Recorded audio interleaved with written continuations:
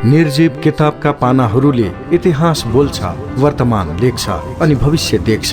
खोज्नेहरूले तिनै किताबभित्र आफूलाई भुल्छ, संसार डुल्छ अनि आकाश छुन्छ। हो, त्यसैले हामी भन्छौं किताब बोल्छ।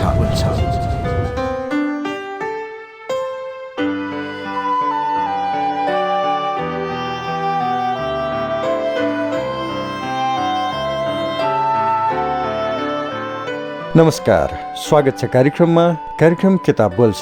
कार्यक्रम किताब बोल्छ समाजले निकै रुचाएको, चर्चा परिचर्चा भइरहेको महत्त्वका विषय केन्द्रित पुस्तक वाचनकै माध्यमबाट तपाईलाई सुनाउने कार्यक्रम हो। कार्यक्रम किताब बोल्छ प्रत्येक साँझ 4:45 बजे प्रसारण हुन्छ र यसको पुनः प्रसारण बिहान 12:15 बजे तपाईँ सुन्न सक्नुहुन्छ। कार्यक्रम किताब बोल्छमा हामी वाचन गर्दैछौँ नेपाली क्रान्ति र गणेशमान सिंह। हरि गौतमद्वारा लिखित यो पुस्तक ओरिएन्टल पब्लिकेसन काठमाडौँले प्रकाशित गरेको हो।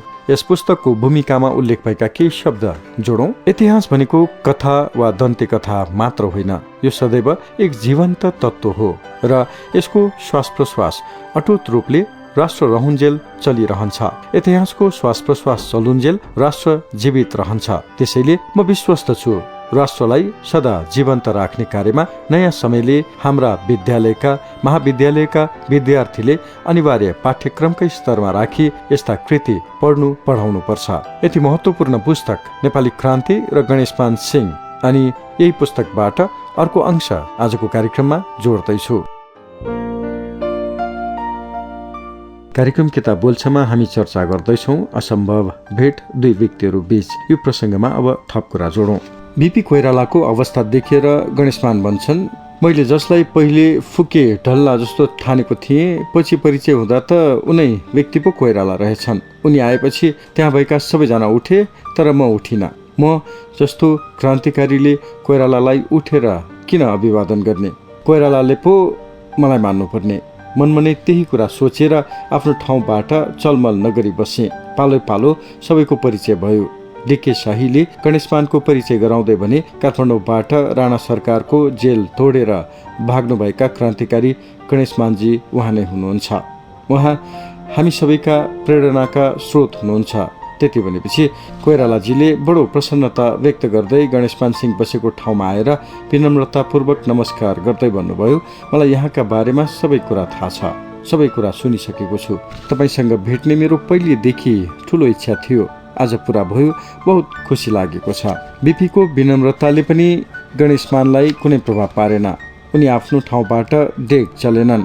बीपी चाहिँ अदब साथ उठिरहेको दृश्य बडो रमाइलो लाग्ने खालको देखिन्थ्यो।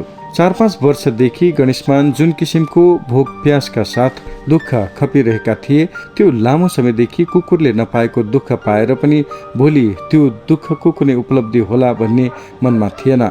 उनका मनमा एउटा इच्छा थियो, देश र जनताका लागि केही गर्नुपर्छ भन्ने।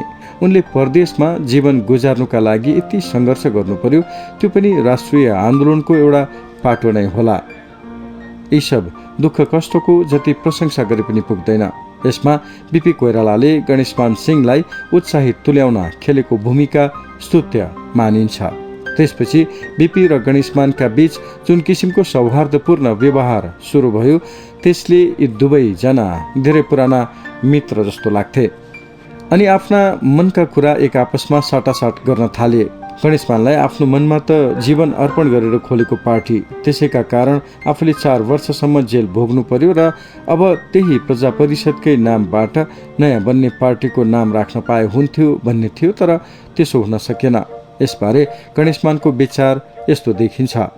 बीपीले यस विषयमा सबै कुरा भन्नुभयो।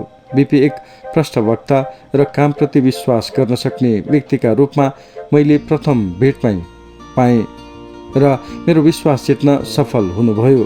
साथै म स्वयं पनि उहाँको व्यवहारदेखि प्रभावित भएर जीवनभर बीपीको साथ छोड्न नसक्ने जस्तो भएँ। यसरी भेट भएपछि बीपी कोइराला र गणेशमानका बीच भएको सम्बन्ध जीवन पर्यन्त घनिष्ठ रूपमा रहेको देखिन्छ। गणेशमानले बीपी कोइरालाको सर्च लाइटमा प्रकाशित आह्वान पढेर त्यसमा लेखिएका सारा विचार उनका भावनासँग मिल्ने भएरै होला यस्तो भेट हुन सम्भव भएको।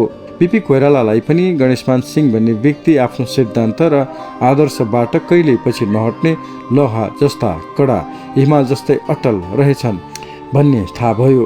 गणेशमान सिंहलाई पनि बिपी कोइराला प्रजातन्त्रप्रति अटुट निष्ठा र आस्था राख्ने, नेतृत्व गर्न सक्ने असाधारण व्यक्तित्व भएका मानिसको गुण दोष सहजै चिन्न सक्ने व्यक्तिका रूपमा पाए जस्तो लाग्यो। यसरी एकले अर्कालाई चिनेपछि संगठनका विषयमा पनि गणेशमानलाई बिपीले बताए।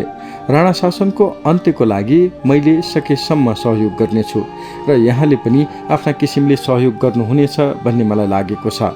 यसरी बिपी र गणेशमान सिंह बीचको पहिलो भेट एक सार्थक उपलब्धिका रूपमा परिणत भयो। दुवैजनाले अबको सम्बन्ध जीवन पर्यन्त रहने वाचा गरे। बिपीको आह्वान। त्यस दिन भएको भेलामा बिपीले सर्चलाइटमा प्रकाशित आफ्नो लेखकै आधारमा लामो भाषण गरेका थिए। त्यसको भाव यस्तो छ: अहिलेसम्म पनि नेपाली युग अनुरूपको आफ्नो त्यस्तो कुनै संगठन निर्माण हुन सकेको छैन। यो एक दुःखदायी विषय हो। सामान्य उद्देश्यका स्थानीय तहका केही संगठन छन्। अब जसरी हुन्छ नेपालमा जनउत्तरदायी सरकार कायम गर्ने र भारतको स्वतन्त्रतालाई भरपूर सहयोग गर्ने प्रमुख उद्देश्यको एक बृहत संगठन तयार पार्न आवश्यक भएको छ। हामी नेपालीको काँधमा अहिले दोहोरो जिम्मेवारी आएको छ, आफ्नो देशप्रतिको जिम्मेवारी र भारतप्रतिको जिम्मेवारी। नेपाल सम्पूर्ण तवरले एक अत्यन्त शोचनीय अवस्थामा छ। त्यहाँ कुनै प्रकारको स्वतन्त्रता छैन। कानुनभन्दा माथिको हुकुमी शासन कायम छ। देशवासीहरू अत्यन्त दयनीय गरिबीमा बाँच्न बाध्य छन्। यस स्थितिमा प्रत्येक नेपालीले मुलुकप्रतिको आफ्नो पहिलो कर्तव्य पूरा गर्नु परेको छ। देशमा रहेका विभिन्न प्रकारका व्यवधान हटाएर राजनैतिक तथा सांस्कृतिक प्रेरणाको स्रोत बन्न सक्नु परेको छ। साथसाथै हामीले भारतप्रतिको जिम्मेवारीलाई पनि बिर्सनु हुँदैन।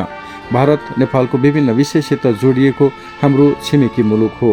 भारत भूमिमा भएका परिवर्तनले नेपाललाई सर्वाधिक रूपमा प्रभाव पार्छन्। तर पहिले र अहिलेसम्म नेपालको प्रश्नमा हामीले भारतको आवश्यक ध्यान आकर्षण गर्न सकेका छैनौँ। यद्यपि धेरै नेपालीले भारतको स्वतन्त्रता आन्दोलनमा सक्रियताका साथ भाग लिए, तर भारतले आफ्नो स्वतन्त्रताको निमित्त जीवन मरणको रूपमा सङ्घर्ष गर्दा आफ्नो कुनै सङ्गठनको मातहतमा रहेर हामीले त्यसमा भाग लिएनौँ। अहिले भारतमा रहेका सम्पूर्ण नेपाली र देशभित्रका समान विचारका नेपाली समेतको व्यापक दृष्टिकोणको एउटा सङ्गठनको आवश्यकता छ। धेरै नेपालीले यसको निमित्त केही गर्न र यसको ठोस जिम्मेवारी लिन आग्रह गरेका छन्। त्यसलाई मैले कबुल गरेको छु र छिट्टै नेपालीका बीच साना साना किसिमका बैठकको आयोजना गर्न लागेको छु। यसको निमित्त भारतमा रहेका र देशभित्रका साथीबाट छिट्टै उचित सल्लाह र सुझाव प्राप्त भएपछि बैठकको तिथि र स्थानको निर्धारण गर्न मलाई सजिलो हुनेछ। त्यसकारण संगठन निर्माणमा उत्साह एवं सरोकार राख्ने सबै साथीलाई यथासम्भव छिट्टै मसित सम्पर्क राख्न आग्रह गर्दछु। बिपी कोइरालाको यो भाषण सुनेपछि गणेशमान सिंहका मनमा एक किसिमको आनन्द भनौँ वा इच्छा पुरा हुने भो भन्ने विचार खेल्न थाल्यो र उनी सोच्न थाले, मैले 1 वर्ष अघि यस्तै एउटा संगठन खोलौँ भनेर टेलिरमन रेग्मीलाई भनेको थिएँ। तर उहाँले भन्नुभयो, हेर गणेशमान, अहिले केही दिन धैर्य साथ बस्नुपर्छ, किनभने भारत अब छिट्टै स्वतन्त्र हुँदैछ। हुन त तिमीले भनेको जस्तो अहिले नै एउटा संगठन खोल्नु राम्रो हो, खोल्नै पर्ने पनि हो। तर के गर्नु, हेर न, मेरो स्वास्थ्य यस्तो छ, मलाई केही गर्न स्वास्थ्यले नै दिँदैन। फेरि ममाथि अङ्ग्रेज सरकारको कडा निगरानी छ। मैले हलचल गरेँ भने सरकारले मलाई पक्रेर नेपाल सरकारलाई बुझाउन बेर लाउँदैन। यसरी रेग्मीले स्वास्थ्यको कारण देखाइ आलटाल गरे। तर कोइरालाको भाषण सुनेपछि गणेशमानलाई लाग्यो, जसको खोजीमा थिए ती व्यक्ति यिनै रहेछन् र यिनैले केही गर्नेछन्। कोइरालाजीप्रति उनका मनमा सम्मान र श्रद्धा उब्जेको कारण पनि यही हो। अब अरू जे भए पनि यिनैलाई साथ दिनुपर्छ भनेर गणेशमान सोच्न थाले। यसमा अर्को महत्त्वपूर्ण कुरा के छ भने बिपी कोइरालालाई पनि काठमाडौँमा एउटा भरपर्दो सम्पर्क सूत्रको स्थापना गर्नु थियो। बिपी त्यस्तो उपयुक्त कर्मठ त्यागी र आफ्नो निर्देशन अनुसार चल्ने व्यक्तिको खोजीमा थिए। फेरि बिपी कोइराला आफ्नो व्यक्तित्वमा चुनौती दिन सक्ने व्यक्तिलाई पार्टीमा राख्न चाहँदैनथे।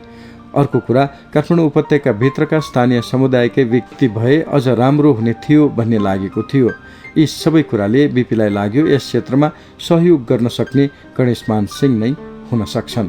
यिनको विकल्पमा अरू कुनै व्यक्ति हुन सक्दैन। साथै गणेशमान भित्रको इमान्दारीपन र दृढ निश्चय भावनाले एक आपसको सम्बन्ध दह्रो हुँदै गयो। कार्यक्रम किताब बोल्छ तपाईँ सुन्दै हुनुहुन्छ। कार्यक्रममा हामी नेपाली क्रान्ति र गणेशमान सिंह पुस्तक वाचन गर्दैछौँ। हरि गौतमद्वारा लिखित यो पुस्तक ओरिएन्टल पब्लिकेसन काठमाडौँले प्रकाशित गरेको हो। पुस्तकका शब्द लेखकको मात्र हामी वाचनको माध्यमबाट तपाईँसम्म पुर्याउँदैछौँ। पुस्तकको अर्को अंश सुनाउन भोलि तपाईँसँग फेरि पनि भेट्नेछु। आजको लागि प्राविधिक सहकर्मी रेहन महर्जनलाई धन्यवाद दिँदै म सुरज वीर बज्राचार्य पनि छुट्टिन्छु। नमस्कार।